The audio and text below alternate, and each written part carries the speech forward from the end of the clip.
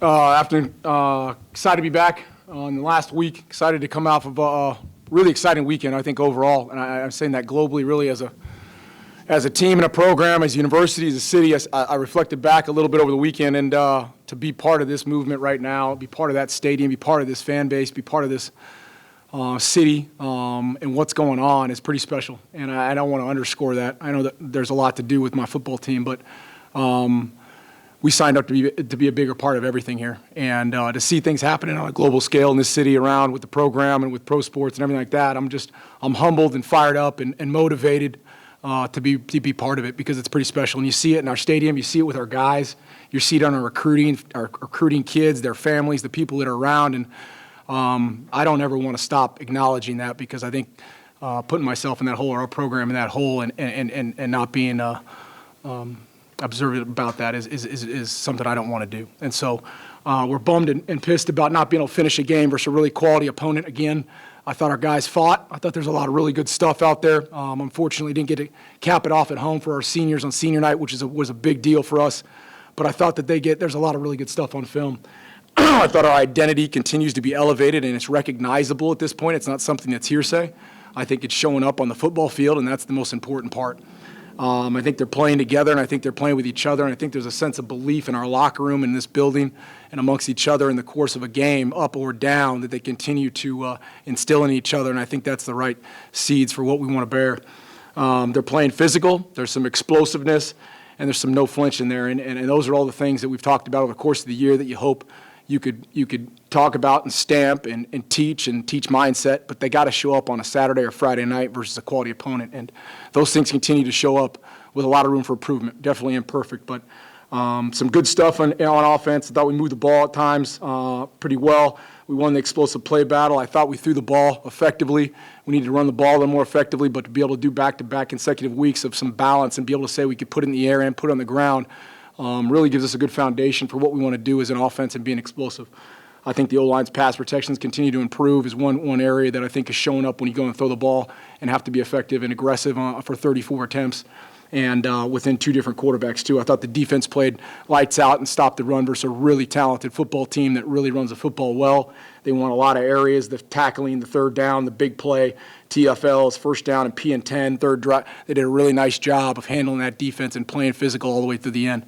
It was imperfect. Obviously, a couple things here or there versus quality opponents continues to rear its head, but I think that we won't let those be the Achilles heel of what we're doing and what we're moving forward with. But there's a lot of good stuff going on. Our alignment, assignment, and technique continues to be something we're preaching on in regards to making up for some recovery things in places. But overall, you got to do things really well versus a quality opponent all the time, all the way till the bell rings to get it done and finish it off. So another good week of growth. We're not satisfied with that. There's no moral victory in that at all. We got to find a way to win those games. And the difference is close. The margins are close. But our guys came back to work. They've got a good mindset. We're in our last week. We're in week 12.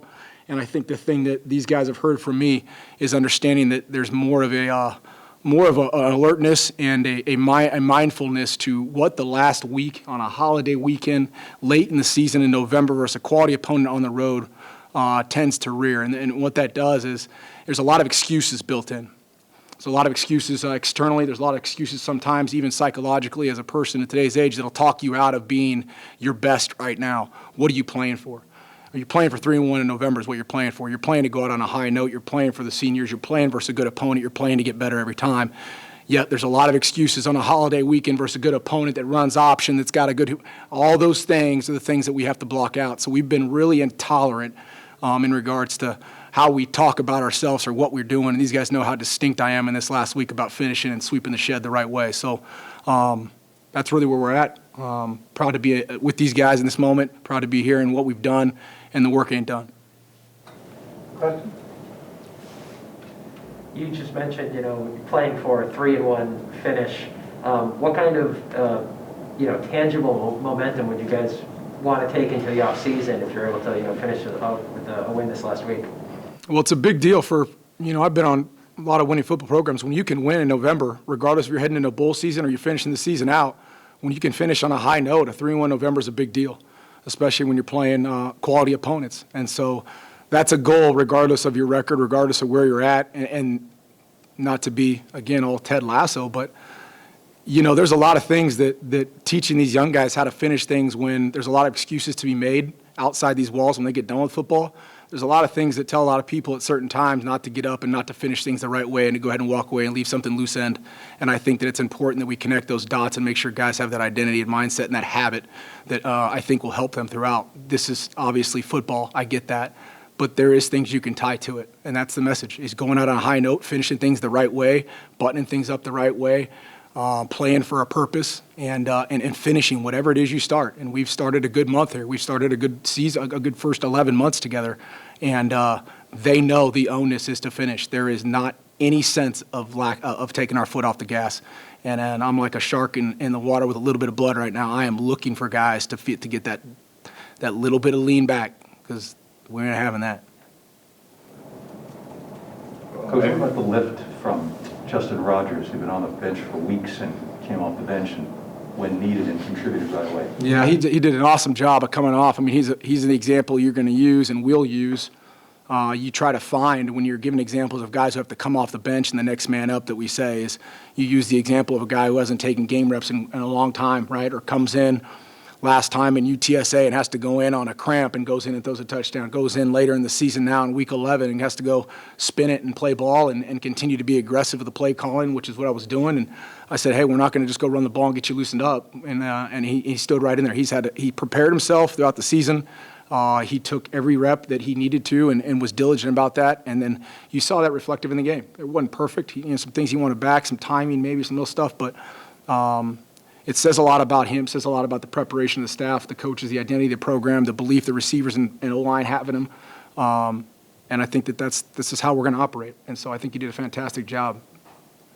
Any update with Cam? Yeah, Cam's day-to-day right now. He's got an appointment today at 1, and we're going to see where that's at. But he took a good look on his foot. We're hoping he gets a chance to get back in there, get back in the mix this week. Who do you address as the 2 or 3 this week at quarterback? Yeah, now you got Geeding as the 2 walk-on guy who's been part of our program. He's been here. And if we had to get an emergency situation, you got Haywood, Jared Haywood, who's got to be the next man up. What's happening with Martell? Martell right now is still he's still got a medical issue that we're trying to tend to.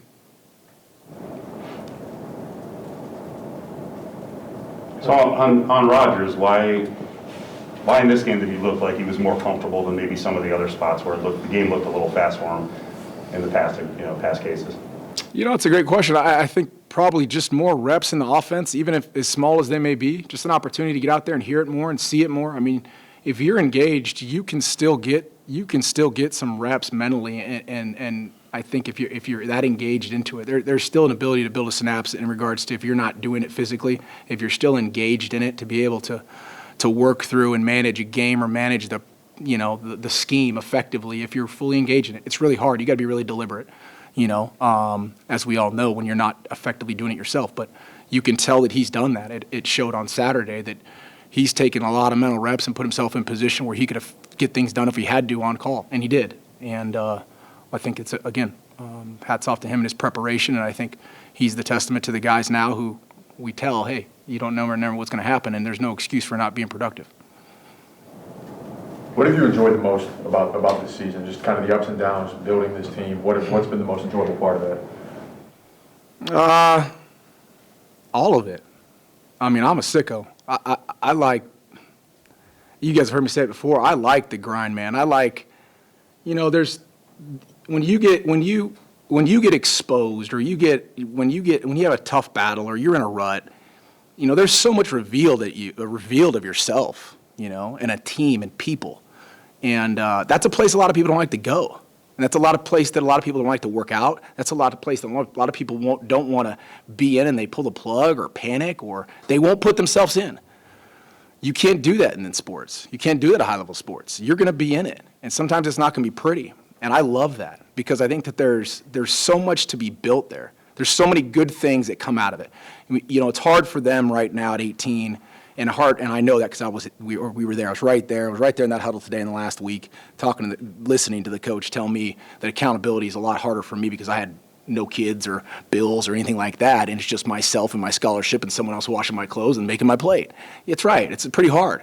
So you have to be able to, teach those tangible moments. And I think that this season there's been a ton of those, man. And that's the expectation. We knew that. We signed up for this. None of this is ever easy. And to be in the grind, to be in this, to not flinch, to be able to coach through it, stay neutral thinking, not demean guys, not grind guys down, ignore the noise, get through that. There's a ton of really good habits that come from it globally. And that, I love that. I love it because at the end of the day, we'll be a better program, and we're going to be, and you've seen it come to life. We've seen it. It's naturally been part of it. And they'll be better people, and we'll be better people. Coach, you mentioned the revealing the team, the identity. Now that you guys are sitting in this opportunity to go 3-1 to wrap up the season, what have you learned about this group? What is it going to reveal? What have you guys revealed to people watching?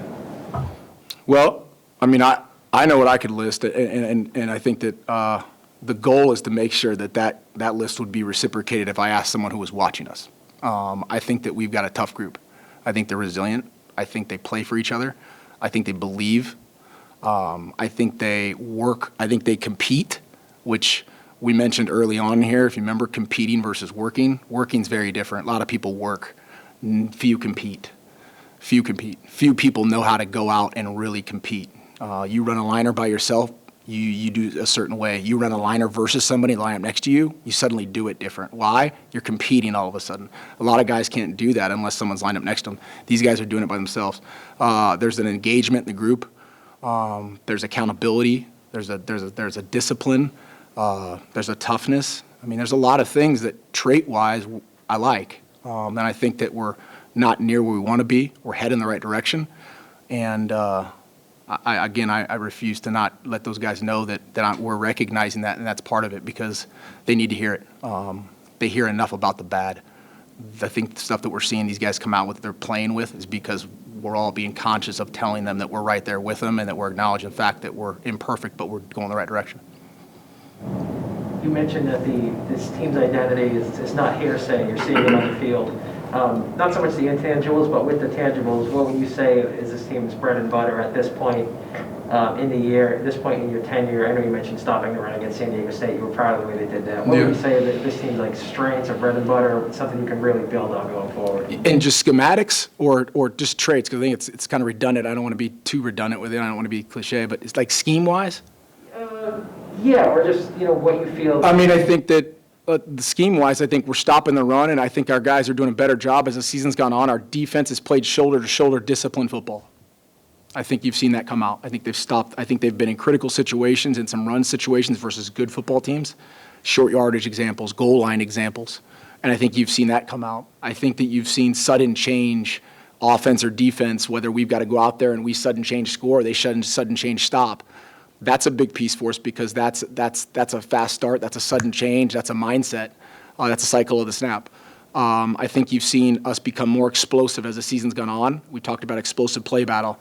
That's really hard when you're in the youth of a program. You learn to be explosive. You recruit to that. You build it.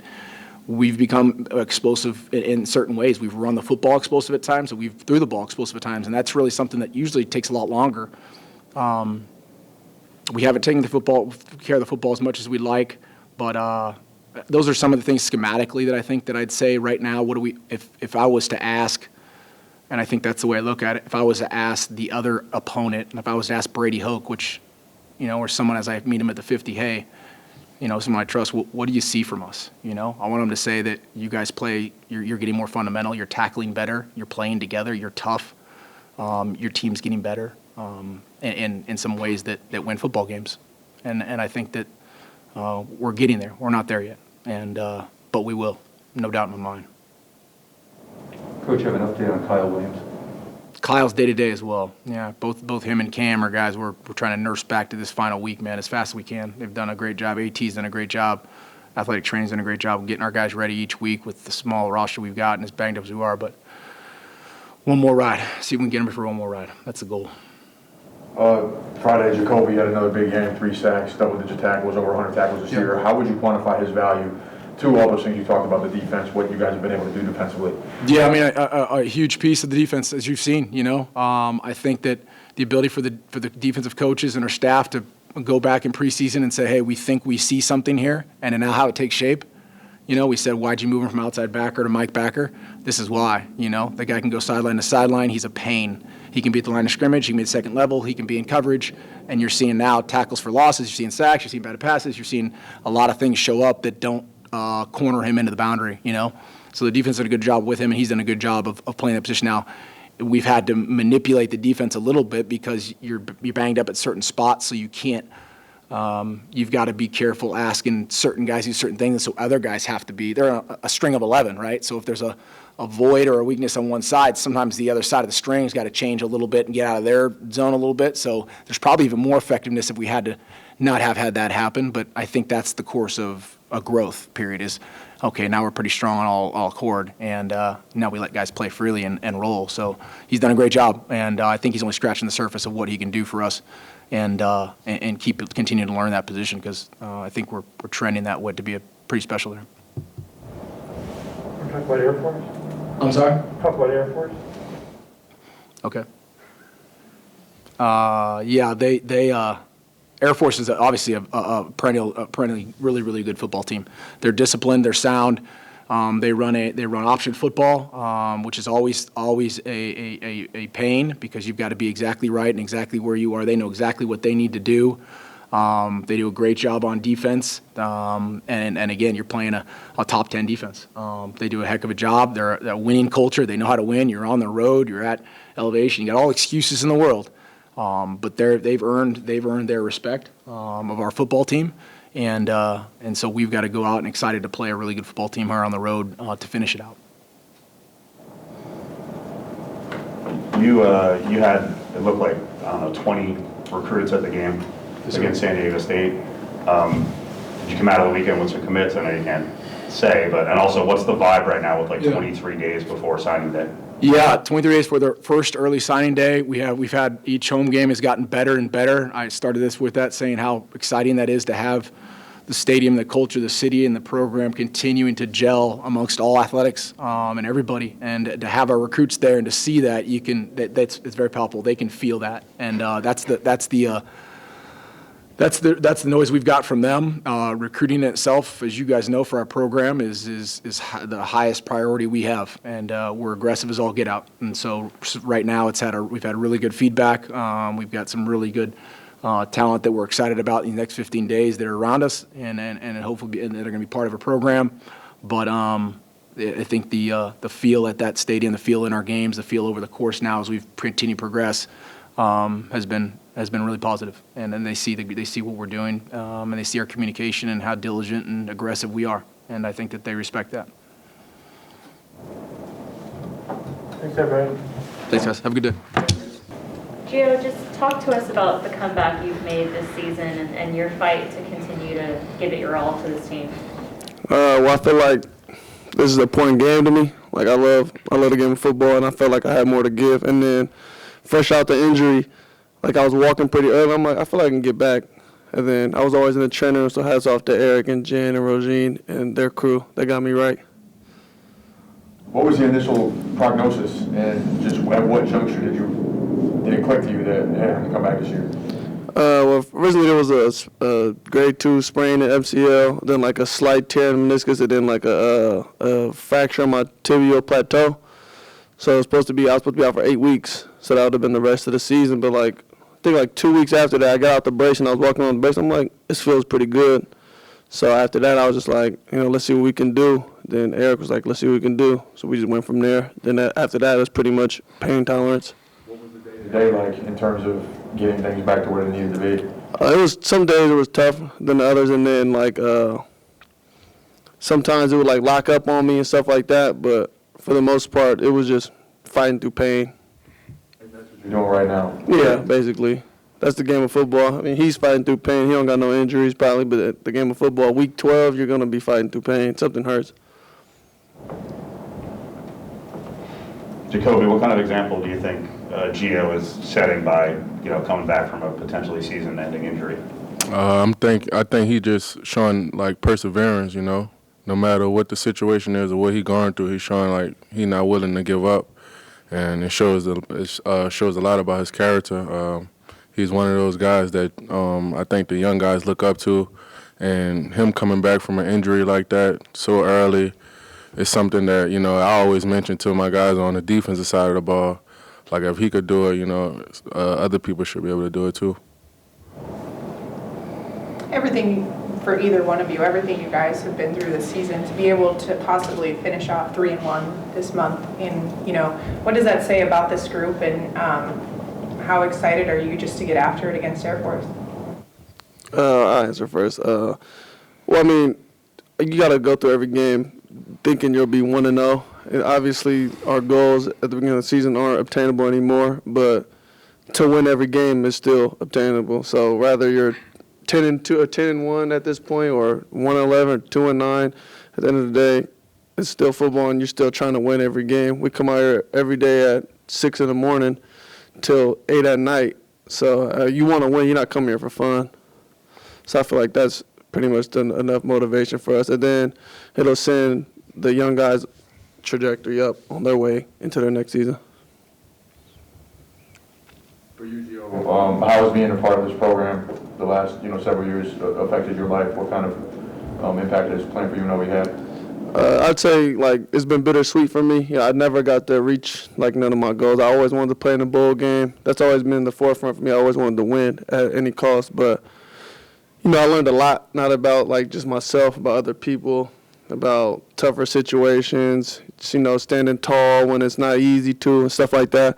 So I would say I'm grateful for everything that football has given me, even though I never really got to reach the wins in college football. But, I got to meet people like Kobe and the other guys, and you build, relationships. I'll talk to Kobe probably for the rest of my life. So that's the good part about football in college. You'll meet guys you'll know probably for the rest of your life. So I'm grateful for it. Jacoby, for you, the season you had, right, transitioning from the outside to the inside, just what were your goals coming into the year? And when you kind of reflect on your play, how do you feel like it's going? For the most part, I didn't really have too many goals. I just wanted to be the best person and best teammate, best player as I could be, and just lead by example. But for the most part, I think the transition been pretty good for me. I got the right people in my corner, like Coach Hansen, Coach Grant. They helped me and they walked through stuff with me, and those late night film sessions, they just all played a big part in my game. So I'm thankful for that. At what point this year did you really start to get comfortable, or did it click that you were comfortable playing on the inside? I'll say probably after the first game, I was comfortable. I was pretty comfortable at the inside, but I knew it was a lot more stuff I had to learn. So I was just kind of, just being patient with it, just asking extra questions with my coach, just the extra film sessions. It all played a part in my game. You feel like the move has unlocked certain things in your game that you didn't have before? Wait, can you say that again? You feel like the move has helped unlock certain things in your game that playing on the outside maybe weren't able to showcase? Oh, yeah, for sure. I think it shows how versatile I am, how I'm able to line up on the outside edge, rush the quarterback, and line up in the middle, rush the quarterback from there, or, just play a lateral game of football. And I think it just shows how athletic I am, and, that's pretty much it. Jacoby, Coach Arroyo was talking about the identity of the team and the defense in particular, and he mentioned, short yardage, quick change situations as sort of things that have become the strengths of the defense. What do you feel throughout the course of the season has become the strengths on that side of the ball? What do you feel like you guys are really good at, stuff that you can take into the offseason knowing that, the foundation is there to be good at it next year and into the future? I think for the most part it's suffocating the run. Coach Hansen, he emphasizes that a lot throughout our meetings. He always say, we want to suffocate the run, hold teams to, under 100 yards rushing in total. So I just think that's something that we're very good at. During the season, we have a lot of games when we fight for inches, and I think that shows a lot about our defense. we're not just fighting for yards, we fight for inches. No matter what, we defend every blade of grass. We defend every blade of grass. So, yeah.